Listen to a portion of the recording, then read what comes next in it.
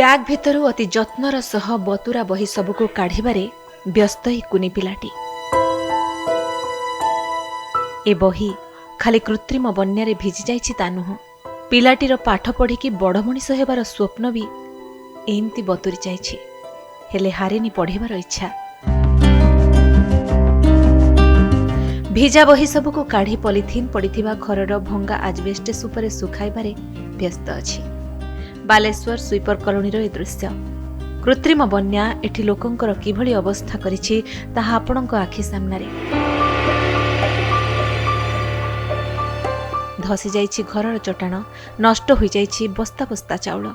ଦିନ ରାତି ଖଟି ଦି ଓଳି ଦିମୁଠା ଖାଇବା ସଂଗ୍ରହ କରୁଥିବା ଏ ଅସହାୟ ପରିବାର ପାଇଁ ଏ ସହରୀ ବନ୍ୟା ସତେ ଯେମିତି ପାଲଟିଛି ବୋଝ ଉପରେ ଲଳିତା ବେଡ଼ା। ରାତି 2ଟା ବେଳୁ ପାଣି ପଶିଲା, ଆମେ ତ ପାଣିରେ ଅଟକେଇ ପାରିବାନି, ତ ଆମର ବହି ଖାତା ସବୁ ଉଦା ହେଇଗଲା। ଆମେ ଯାଇକି ଅଙ୍ଗନବାଡିରେ ରହିଲ, ଆଉ ବହି ଖାତାକୁ ଆମେ କୋଉଭଳିଆ ରଖିବା? ଏବେ ଶୁଖିଲା ବେଳେ ତ ଘନା ଘନା ବର୍ଷା ଆସୁଛି। ଆମର ଏ ଯେ ଅଣ୍ଟେ ପାଣି ଏକଦମ ଆମର ତଳକୁ ଓହ୍ଲେଇଲା ବେଳକୁ ଛାତିଏ ପାଣି ହେଇଯାଉଛି। ତା ସେଇଥିରେ ବି ଆମ ଛୁଆ ପିଲା ବାସନ କୁସନ ଲୁଗା ପଟା ଆମର ସବୁ ଚାଲିଗଲାଣି। ଆମର କିଛି ନାହିଁ, ପିନ୍ଧିବାକୁ ବି ଆମକୁ ଖଣ୍ଡେ ବସ୍ତ୍ର ବି ନାହିଁ ଆମର। ଆମେ ସରକାରୀ ଚାହୁଁଛୁ ଆମକୁ ଇନ୍ଦିରା ଆବାସରେ ଘର ଦଉ, ନହେଲେ ଜାଗା ଦଉ, ଆଉ କିଛି ଆମର ନାହିଁ। ଆମର ତ କିଛିଟା ନାହିଁ ନା। ଏ କଲୋନୀରେ ବ୍ରିଟିଶ ସମୟରୁ ରହି ଆସୁଛନ୍ତି 150ରୁ ଅଧିକ ପରିବାରର 500ରୁ ଅଧିକ ଲୋକ। ବର୍ଷା ହେବା ମାତ୍ରେ କୃତ୍ରିମ ବନ୍ୟାରେ ଉବୁଟୁବୁ ହୁଏ ଏ ଅଞ୍ଚଳ। ମାତ୍ର ଆଜି ଯାଏଁ ସମସ୍ୟାର ସମାଧାନ ହୋଇପାରିଲାନି। ସହର ଭିତରେ ଥାଇ ବି ସରକାରଙ୍କ କୌଣସି ବିକାଶମୂଳକ ଯୋଜନାରେ ସାମିଲ ହୋଇପାରି ନାହାନ୍ତି ଏମାନେ।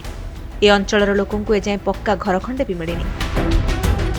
ତାଙ୍କ ସହିତ କଥା ହେବା ପାଇଁ ଚେଷ୍ଟା କରାଯାଇଛି, ଯେହେତୁ ନ ଭାଙ୍ଗିଲେ ସେଟା କରା ହେଇପାରିବନି।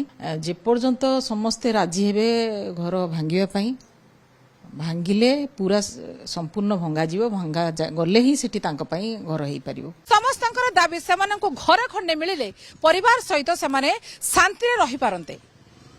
ବାଲେଶ୍ୱର କ୍ୟାମେରା ପର୍ସନ ଚିତ୍ତରଞ୍ଜନଙ୍କ ସହିତ ସୁମନା ପରିଡ଼ା, କନକ ନ୍ୟୁଜ।